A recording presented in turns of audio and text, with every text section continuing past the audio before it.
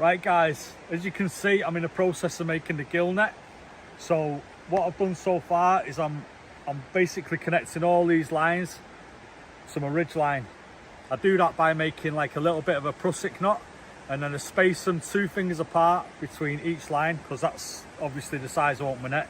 If you want bigger diamonds, use like 3 fingers. Anyways, get the 2 ends together, as you might be able to see, you might not be able to see. Put it over the top of the line,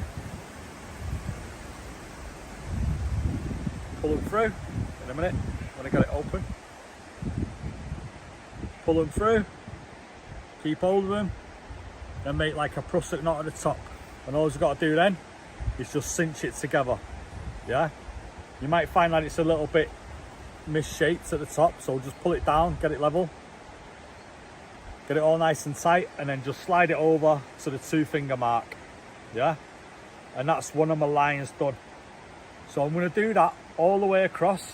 Yeah, and then once I've done that, I'll start connecting these together. But once I get so far down, well, once I connect them so far down, I'll bring you back and I'll show you how to do that. Yes guys, it's the day after now, and obviously, as you can see, I've been making a little bit more progress on the net. So I thought I'd bring you over and show you how I do this part. As you can see, I'm starting to get a nice line. Yeah, it's not perfect, it's not meant to be perfect. It's a handmade net at the end of the day. Yeah, so some of it's going to be a little bit off. I'm expecting that because I haven't got the stuff to actually weave in it, because I wanted to do this one by hand. This actual technique I seen when I was a kid in the SAS survival manual, and I thought I'd just give it a go. You know, I have actually made a gill net in the past. Yeah, I made one in the Netherlands, but obviously I left it over there. So I thought, you know, it's a good little piece of kit to have. You know, you can use it for carrying wood. Doesn't have to be used as a gill net for fish. Yeah, to have a net is a good thing to have on camp. You can use it for carrying wood. You can use it for securing things down in wind, you know, in wind and stuff. But anyways, let me show you this, how we do this. It's a really simple technique, and you don't really need any tools. You can just use your hands.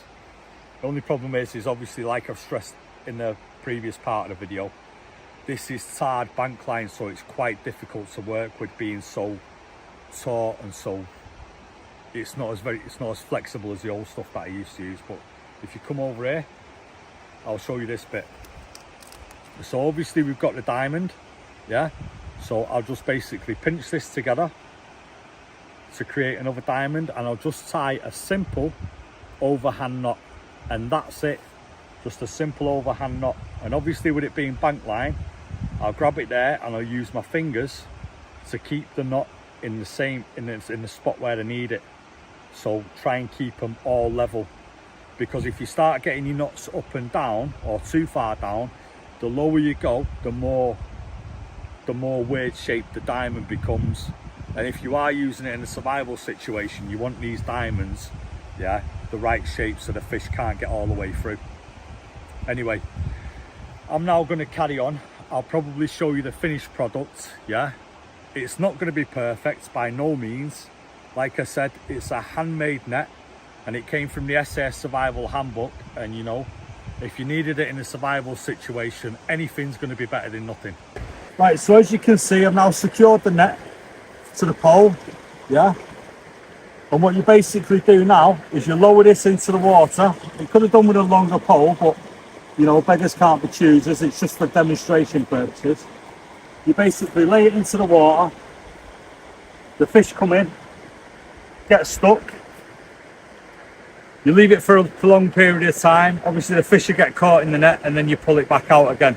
Ideally, you'd have a longer pole, yeah, and you secure it with rope at the end, so that if it does drift off into the water, then you know you've got something to pull it back on.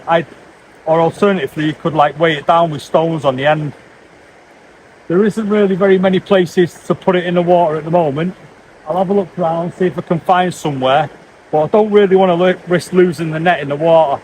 I don't want to risk all my work, yeah, if it just goes into the water with the weights on and sinks. I've lost my net then, haven't I? You know what I mean? It's not very good for the environment. But I'll have a look around, see if I can put it in the water whilst I'm holding it, and then bring it back out. Catch it in a bit. So right, I'm going to place it in the water. I'm going to show you how it works.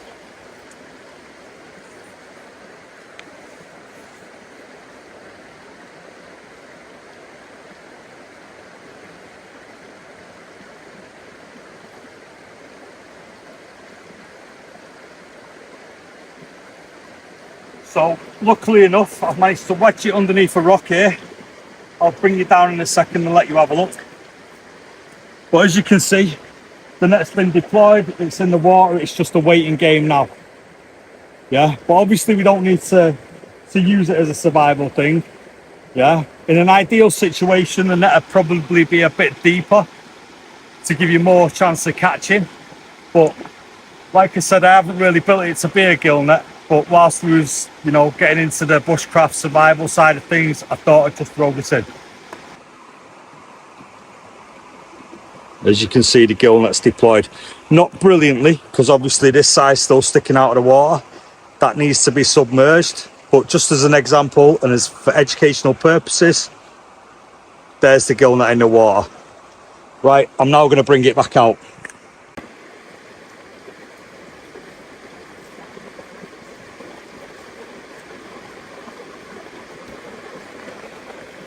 So yeah, gill net's out. I'm now going to put the net away, take the stones off it,